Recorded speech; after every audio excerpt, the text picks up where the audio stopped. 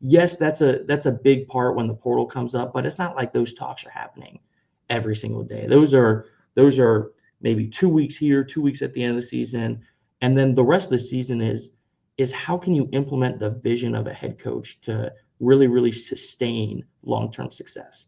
So, like in the past, last year, Sean Lewis, he's even talked about how, last game of the season, he had to divvy up like, okay, do I sit down and game plan for an extra hour, or do I make sure we retain guys like Trey White, Chris Johnson, and to be able to take that stuff off of his plate and really let me dive into it. That's where the day in the life of a GM is making sure the head coach vision gets set from every single little piece within a program. And it's not just, the football program, but how can I connect with people across campus, with academics, with the strength staff to make sure I'm getting them the best balls of clay that they can mold and develop, along with connecting with our alumni and our donors and different people within the program that really are the reason why we can take San Diego State from being here all the way up here when it's all said and done.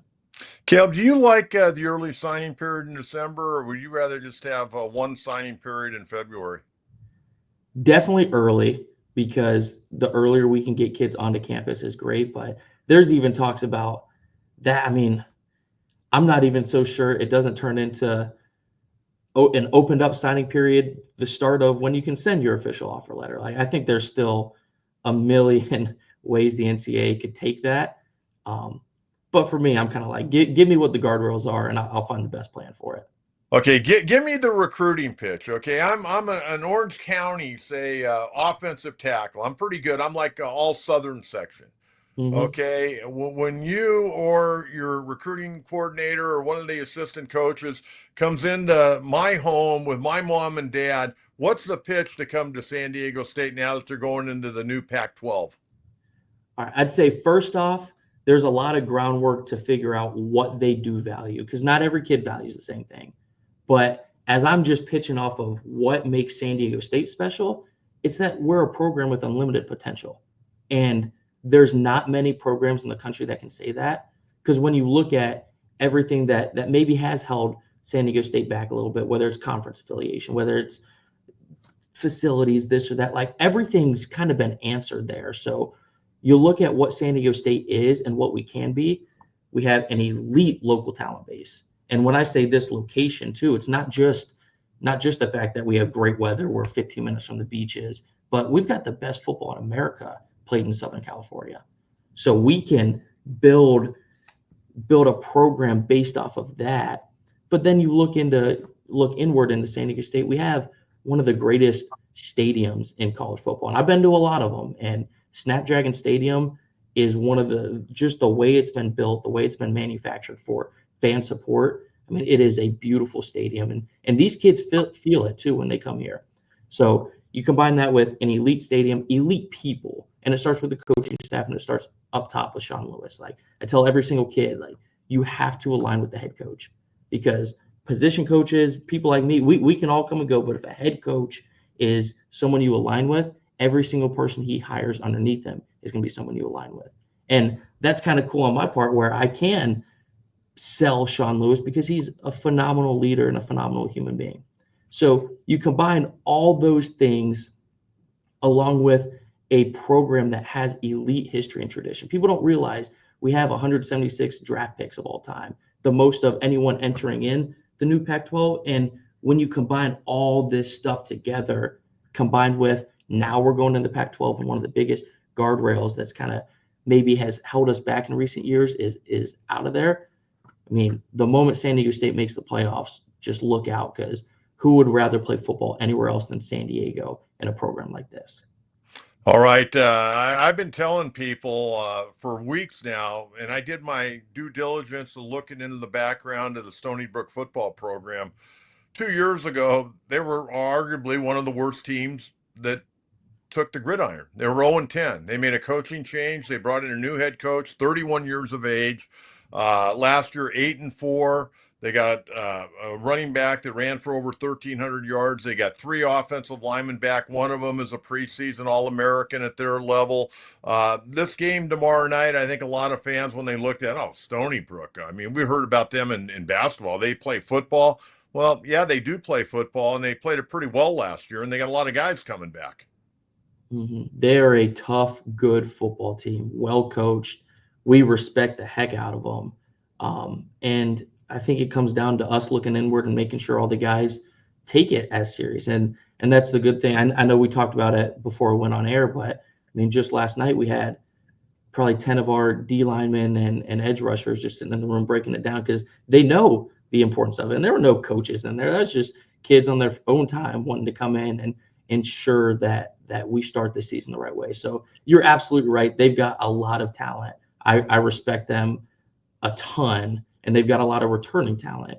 You know, you talk about the running back. He's a preseason FCS All-American. They got a few receivers that can go up and get it, 3 offensive linemen coming back. And I think it's for us to look inward, respect the opponent, come out fast, because the moment you give them life is the moment things start to liven up for them and become real for them. So if we can start out fast, kind of step our foot on their throats a little bit and get going, then we know we can handle business. But again, it's not one to just overlook.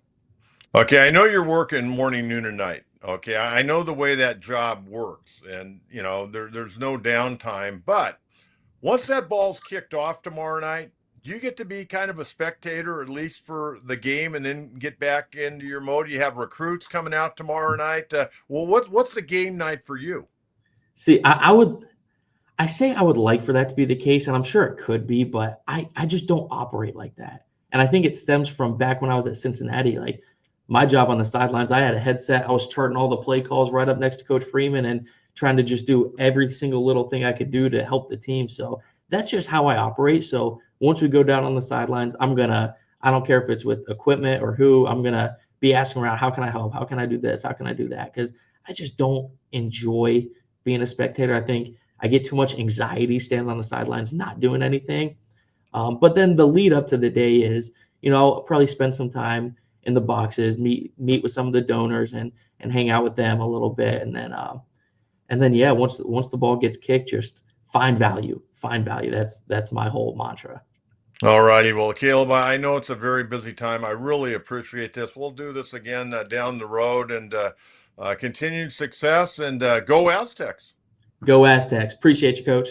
You're welcome. Caleb Davis, a young man that really is going places in college football, and this is a good get. I met Caleb about a week ago at KUSI. I had read a lot about him. And again, he's got a tremendous relationship with Coach Marcus Freeman at Notre Dame. He was a recruiting coordinator for the Domers and then gets this job as the first general manager for San Diego State. I thought you Aztec fans might really enjoy that. Okay, we're going to get into our Padres, but before we do that, I want to share something with you. Last Friday night, Padres Dodgers were playing, and I had the game on my phone, but I went to a high school football game. Torrey Pines playing La Jolla, and stood on the sidelines, and I got this text. And at first I thought it was kind of a joke, and we're going to put this plaque up here. Last week, the Indoor Football League, the IFL, had league meetings down in Tucson, Arizona prior to their championship game last weekend. And San Diego Strike Force, the broadcast team that I work with, Steve Quiz, play-by-play, yours truly, color analyst, Bo Fertig, sideline reporter, and America's finest entertainment. They were a part of winning this award. And it was absolutely fantastic. Very excited about that. Was quite honestly America's finest city, I should say. Uh, Great people, and we won the award for the best broadcast. So thank you to the IFL. Thank you. We beat out 15 other broadcast crews, so that was very cool. So I thought I'd share that with you. Hard work does pay off every once in a while. Okay, we got to get to the Padres. Um, Monday night, not a good night. They get beat 9-6. They had an early 4-1 lead, couldn't hold it. They hit 4 homers, still couldn't hold it. Cal Raleigh blasted his 50th homer. Jorge Polanco, a line drive, 2-run homer, his 20th of the year. And J.P. Sears was not great. He got optioned back down to the minor leagues. That doesn't mean he's not coming back. Can't come back for 10 days unless somebody goes on the IL. But J.P. Sears, 3 2/3, 5 hits, 4 runs, 3 of them earned, a walk, 2 strikeouts, 2 homers. ERA came to San Diego with a 4.95 ERA, elevated now to 5.01. David Morgan, a rough night. And you know what? Guys are going to have rough nights. When you go to the bullpen as often as the Padres do, guys are going to have rough nights. And we saw it again last night. Uh, you know, Jason Adam had a rough night last night. And when you're going to, 3 or 4 or 5 relievers a night, not everybody's going to be on. And J.P. Sears certainly was not on.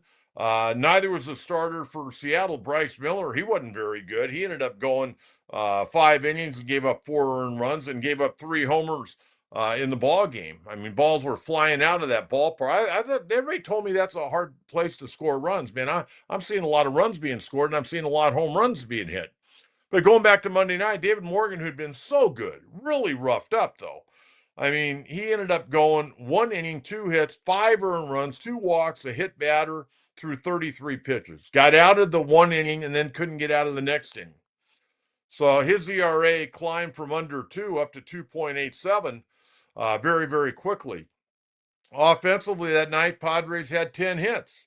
Luis Ariz, everybody's bitching about Luis Ariz. I get it to a degree. He's not a high on base guy. He swings at balls out of the zone, but he's been your hitter in the number 2 spot most of the year. I mean, there's been times where he dropped down. He's hit third. He's hit fourth. Shouldn't be in the 4th hole. Probably should be maybe if you moved him down, maybe in the 6th hole. The 5th hole's for a good RBI guy. But everybody yelling and screaming about Luis Ariz. Well, I got news for you. There's other guys right now not getting the job done in the month of August. Manny hadn't been very good in the month of August. Fernando's got a good on-base percentage, but he hit his first home run in over a month the other night. So, I mean, some of these numbers are not good for the Padres in the month of August, yet they're still only 1 game back of the Dodgers. But they get beat on Monday night, and then they come back last night. They jump out to a 5-0 lead. Ramon Laureano bangs a grand slam. He's been unbelievable. And then they blow the lead. I mean, Dylan Cease still does not have a road win. He came in last night with an 0-8 record on the road and a 5.65 ERA. Some guy, I tweeted that yesterday just to let people know this is a big game, man. Dylan Cease got to go out and have a hell of a game. And I wrote, so far this year, he's 0-8 with a 5.65. He goes, well, this guy's talking about record. You know what? Record does matter. At the end of the day, how many wins do you have in the left column? How many do you have in the right column? And Dylan Cease has not had a good year. He's got 6 wins. He's 0-8 on the road. And ERA after last night's going to climb. I mean, Cease last night and Jason Adam both gave up 3-run homers in the 5th inning. Padres were up 5-0. They were down 6-5. They're able to come back and win the ball game. Jay Cronenworth, who, by the way, has come alive, hitting in that key number 8 spot and sometimes 7 spot, but mostly the 8 spot. He's come alive. Had an RBI single to tie the game, and then you knew it was coming. He'd been doing it all year long, and that's Mike Schilt wanting to go ahead and have Freddie Fermin have a safety squeeze, and it worked to perfection. Laureano slides home. Padres end up hanging on to a 7-6 victory. And I got to tell you, the bullpen last night, aside from Jason Adam, who did not look good, 2/3 of an inning, 2 hits, 2 runs, a homer to Eugenio Suarez. And really, I don't think Jason has been very consistent since the All-Star break. This guy has been utilized a ton this year. And I think it's starting to show a little wear and tear. But then you got to Adrian Morejon. Oh, my God. He was blowing guys down right and left. He pitched the 6th inning and struck out everybody. And then you went to Mason Miller, who was a little dicey, but was able to get out of it. He ended up going 1 inning, 1 hit, a walk, and a couple of punch-outs, but put himself in dire strait. And it was a nice bounce back for Jeremiah Estrada last night after what happened to him on Sunday against the Dodgers. And we can get into that, but here's the deal real quick.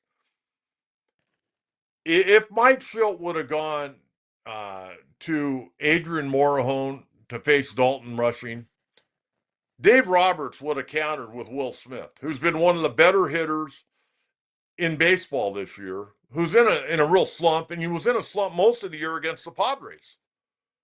But you know what?